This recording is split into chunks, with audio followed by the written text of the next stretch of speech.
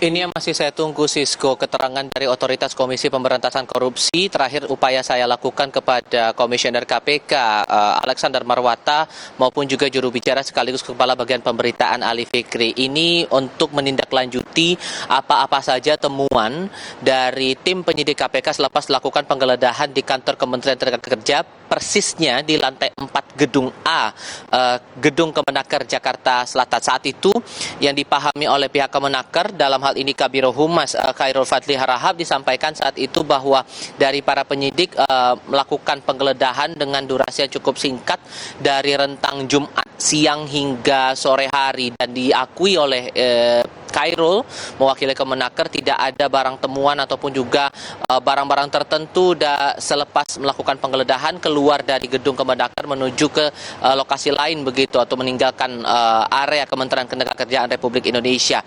Tentu yang juga perlu dikonfirmasi lebih lanjut ini adalah sejauh mana dugaan penanganan kasus dugaan korupsi pengadaan sistem proteksi tenaga kerja Indonesia atau TKI ini dilakukan oleh otoritas KPK, karena banyak beredar kabar yang muncul di kalangan pewarta bahwa disebut sudah ada tersangkanya, kemudian terakhir kali disebutkan dalam proses penggeledahan kemarin itu sempat ada pertemuan antara KPK dengan Sekretaris Badan Perencanaan dan Pengembangan Kemenaker I Nyoman Darmanta, bahkan disebut sudah ada kenaikan status hukum dari kasus ini. Tentu ini perlu dikonfirmasi lebih lanjut dari otoritas KPK sedalam apa kemudian dugaan korupsi ini bermula, kemudian siapa-siapa saja pihak yang berperan, dan modus apa yang dipakai kalaupun kemudian dugaan korupsi itu betul sudah terjadi ataupun juga sudah dibuktikan dengan barang-barang bukti yang dipegang oleh kalangan penyidik dari Komisi Pemberantasan Korupsi.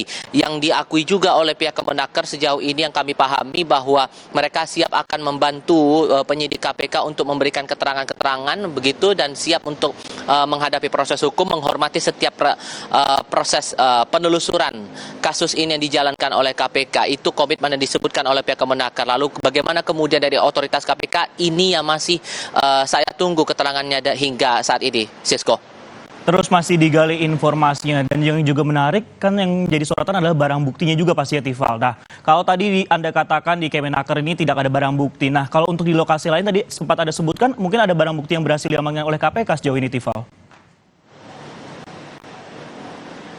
Iya, ada dua lokasi sebetulnya proses penggeledahan yang dilaksanakan KPK. Tidak hanya di Gedung Kemenaker, tapi juga di salah satu kompleks perumahan, persisnya di perumahan Taman Kota Blok B2, nomor 9, Bekasi, Jawa Barat. Ini pelaksanaan penggeledahan berlangsung pada Jumat sore, dan ini dilakukan atau dari keterangan warga yang menyebutkan saat itu ada beberapa mobil yang masuk ke kawasan perumahan, dan disebut ada 2 koper yang dibawa selepas penggeledahan, kemudian sampai akhirnya dari penyidik KPK meninggalkan area perumahan tersebut. Nah, isi koper ini apakah berhubungan langsung dengan dokumen-dokumen terkait dugaan korupsi dari sistem proteksi TKI ini, atau ada hal-hal lain yang juga sudah didapatkan penyidik?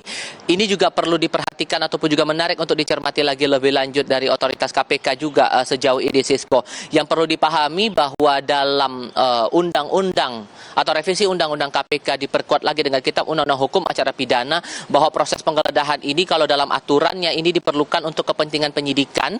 Penyidik dapat melakukan penggeledahan rumah atau penggeledahan pakaian atau penggeledahan badan menurut tata cara yang ditentukan dalam undang-undang, dan disebut dalam Kitab Undang-Undang Hukum Acara Pidana ini sesuai dengan perintah dari putusan dari uji materi dari Mahkamah Konstitusi bahwa semua tetap berada dalam atas izin dari pihak pengadilan setempat. Nah, sejauh mana kemudian penggeledahan ini berjalan, apakah baru kali ini saja atau sebelumnya sudah dilakukan upaya penggeledahan, bahkan mungkin saja pemeriksaan terhadap sejumlah pihak yang berhubungan langsung dengan dugaan kasus korupsi ini masih butuh konfirmasi lebih lanjut, karena sampai detik ini saya masih berupaya untuk mendapatkan keterangan terbaru dari otoritas KPK berkenaan dengan status hukum dari kasus ini, entah apakah betul sudah ada tersangkanya, lalu kemudian sedalam apa penyidikan ini dilakukan oleh penyidik Komisi Pemberantasan Korupsi. Sisko.